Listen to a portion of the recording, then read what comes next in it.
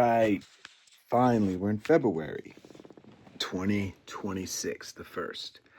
So I'm going to continue on with First Peter chapter 3.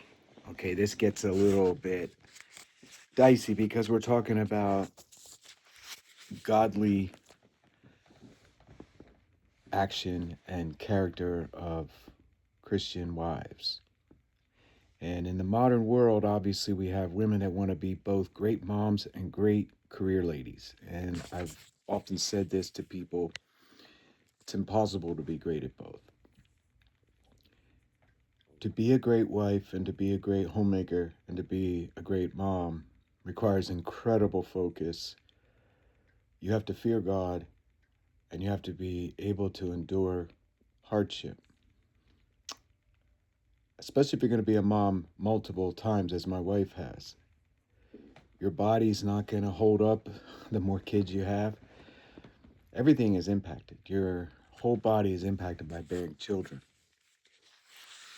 And these women, back in the ancient culture, those who were submitting themselves to having babies, they were honored and they were put on a pedestal of honor. And so Peter here is writing now. He's moving from how we act toward government, toward each other, uh, master-slave relationship. Work hard unto God. Don't think about your boss, even if he's a jerk. Just keep on working. You're working to Jesus, for his account, for his observation. You're going to get your attaboy from him, and that's all that really matters. And if we're going to live 60, 70, 80 years, maybe 90 on this earth, it's short. So make sure whatever you're doing, do it unto the Lord every day, because at the day of visitation, when he appears, when he breaks through the firmament and comes down and reigns, you'll be honored at a high level because you did what you were supposed to do, even if nobody knows about you, even if you're somebody that is very obscure. So Peter here is not afraid, as most men are today, to preach or teach on what is godly, what does it mean to be a godly wife. So I'm going to read the text. I won't walk through it. We're going to take it at face value. We're not going to reduce it. We're not going to treat it as though it's irrelevant because it's written in the first century. No, because he's talking about women from way before the first century. And they were in the Roman culture, the Roman world, the Roman Empire, which was pretty cosmopolitan compared to the days of Abraham. Wives, verse 1, likewise. So he's talking about master-slave relationship. When you're working for a master, you have no choices, really. So he's saying to a wife, likewise, you have a husband. You don't have a choice. You can't just wear the pants. You can't just take over. And it doesn't even matter if this guy's a good husband. It doesn't matter if he's a Christian husband. It doesn't matter if he's marginally abusive or an alcoholic. And this is where we're going to get. And these type of women that do it in God's fear, not as victims of abuse, and just they should, if it's bad, obviously a woman should leave abuse. But put yourself back in the first century. The family was a big deal.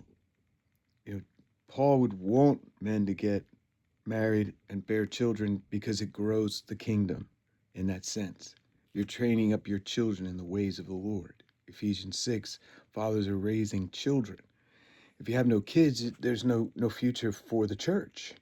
There's no training of young people up to adulthood that go out and do the things that they're supposed to do, because your first 5 years are everything, really. They're critical. And so wives being submissive to their husbands are also great mothers. So he says, wives, likewise, be submissive to your own husbands. I don't know why he puts that word own in there. In fact, let's take a glance at what that word is in the Greek. Take a quick look at that.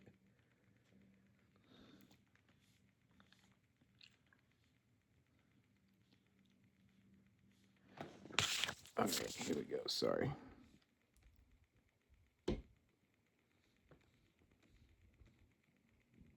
All right. Here we go. Uncertain affinity. Interesting. Strong's G 2398. Idios. Idios. Idios. Your own.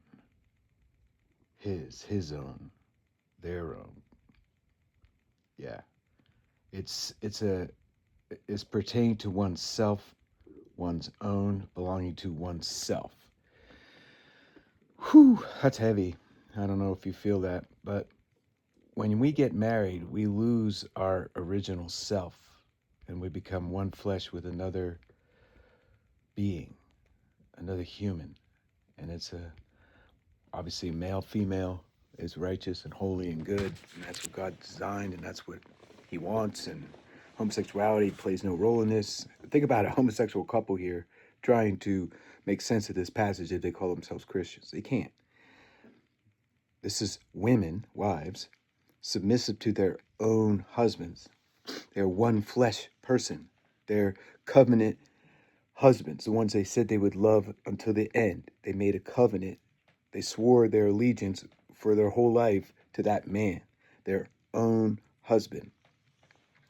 That even if some of your husbands don't obey the word, it's not about going to church, it's about if your husband doesn't obey the gospel message or what Peter's just taught here in the first two chapters about honoring people, loving the brotherhood, enduring suffering, loving Jesus, getting sanctified by the Holy Spirit, walking in the ways of God by heeding his word, putting away malice, putting away strife, putting away hypocrisy, doing that work, that spiritual work on his own soul, even if they don't do that. Let's say they're not that fastidious about their holy life. They're sloppy. They may even, drink or look at porn or they stay out late or cuss.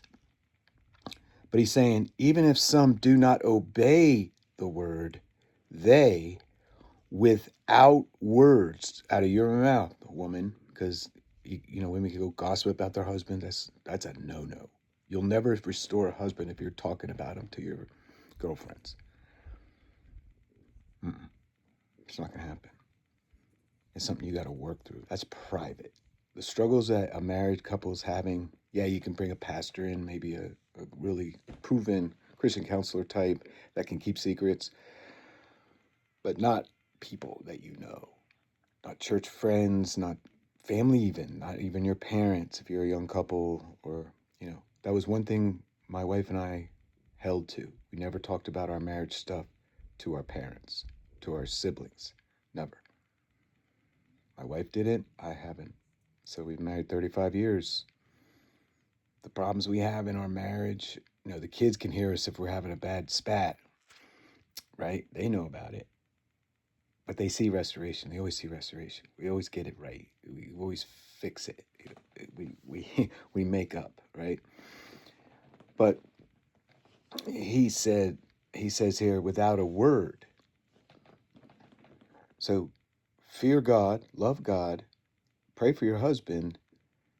Don't harp on his sin issues. Don't tell him he needs to do this or that.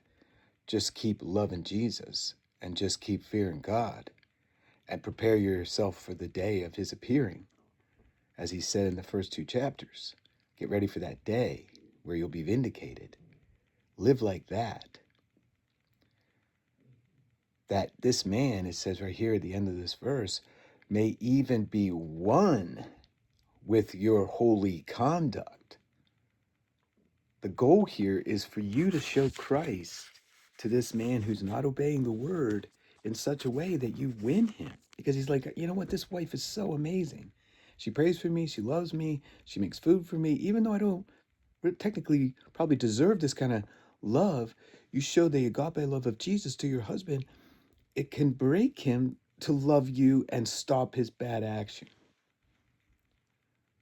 So he says here in verse 2, when they, these disobedient husbands, observe your chaste conduct, that's fearing God conduct, not being flamboyant, not demanding your rights, but your chaste conduct, which is accompanied by fear, because you know you're going to have to give an account of how you've been a wife, how you've loved your husband. Jesus is going to say, did you love your husband in all situations?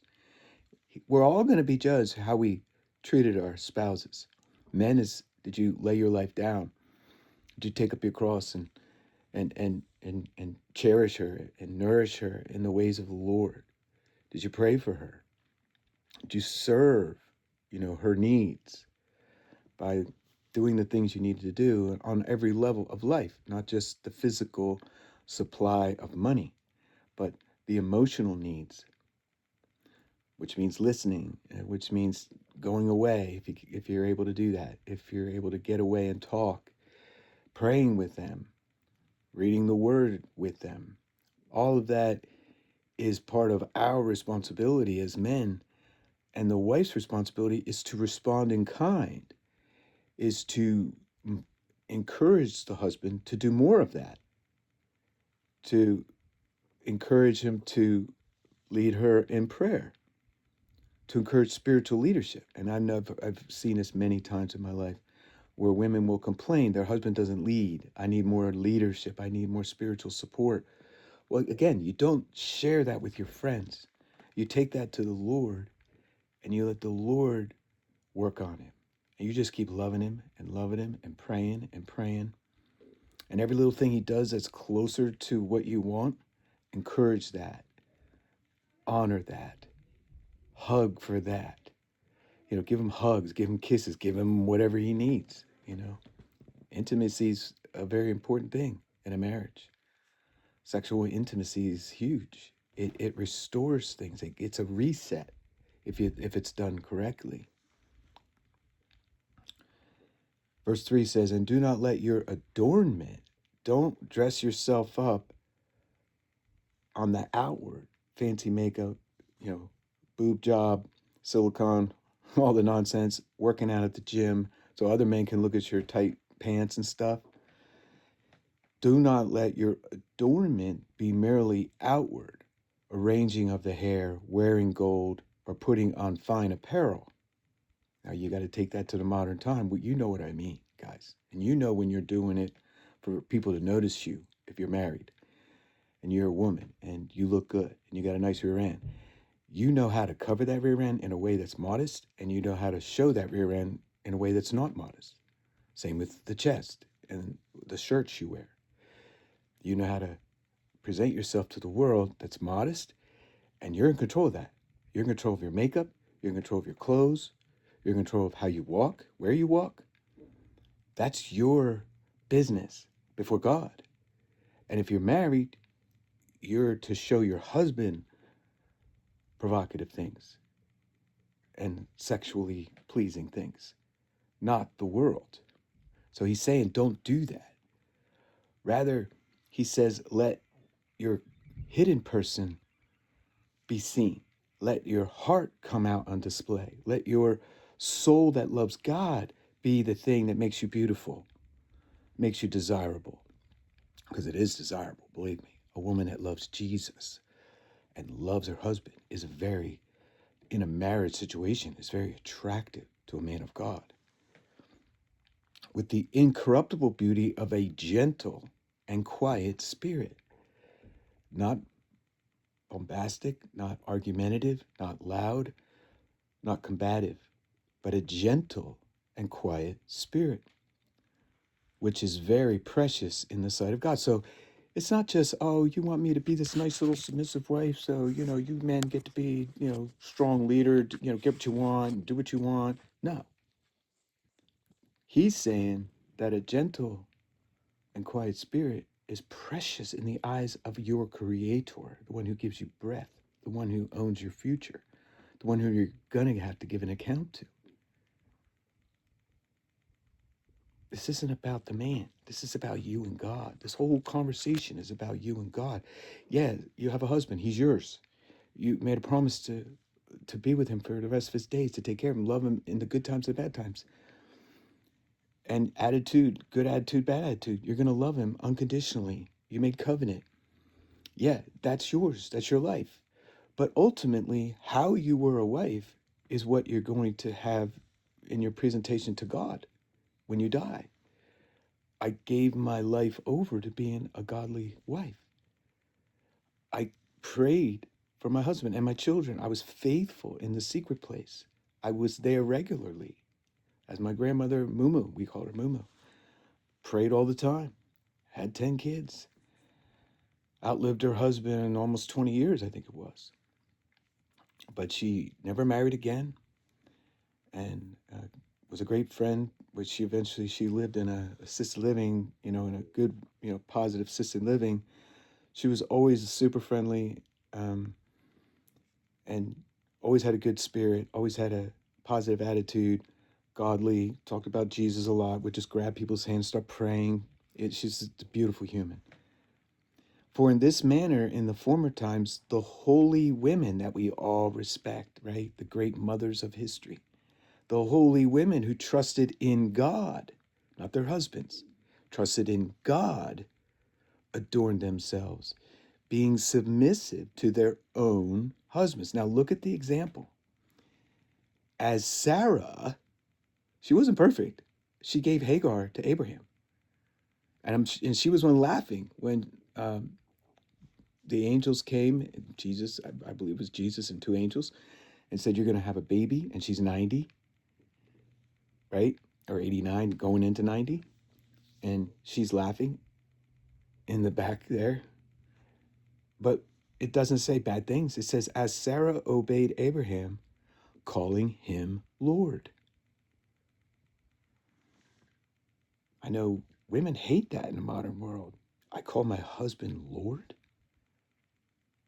But that's what the Bible says. It's not, your argument isn't with me and this video. Your argument is with the word.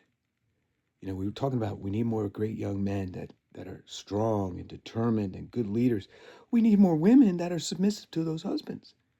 We need women that aren't going to exercise their own will and show off their rear ends to the world and be operate in modesty and self-respect and are holy and love to pray and seek the face of God and want their husbands to read them the word and pray with them. Yeah, I mean, that's it. Sarah had to move when Abraham moved. She had to get up and make new home when they had to, because people took their well or whatever, and she had to be there for Abraham when he fought the four kings and rescued Lot. She had to agree with how he managed the finances. When he gave money to the king of Salem, um, it's just something you have to imagine, what that means for Sarah to call Abraham Lord. But Peter's clearly stating that she did. And she's a great woman in Israel. She's a great woman of history. She bore Isaac. Without Isaac, there's no Israel, right? There's no Jacob and Esau. There's nothing happens. If there's no seed supernaturally, because she had menopause already, she got this beautiful baby called Isaac. And because she got Isaac, you eventually going to get Israel. Eventually, you're going to get the whole nation. Then you're going to get the 12 tribes, and you're going to take the land with Joshua and Caleb. You see how critical Sarah was to the history of Israel? And we're connected to that. Peter's Jewish. We're connected to Peter by faith, to the same family, the same tree, the same stories. That's our Abraham. That's our father, even though we're not Jewish. So he says, whose daughters you are, if you do good and are not afraid with any terror. So your performance makes you a daughter. If it's good performance and you fear God and you walk with a good conscience before God as a wife and as a mother, and you're walking out these principles, you have no terror, you have no fear. God is your anchor. He's your protector. He's covering you. So I encourage you, women, to read the word and not, I'm just here to point you to the word. I'm not here to tell you how to be. You got to work that out with your heavenly Father. But he is going to you're going to have to give an account, just as I'm going to have to give an account of how I've loved my wife. May God bless.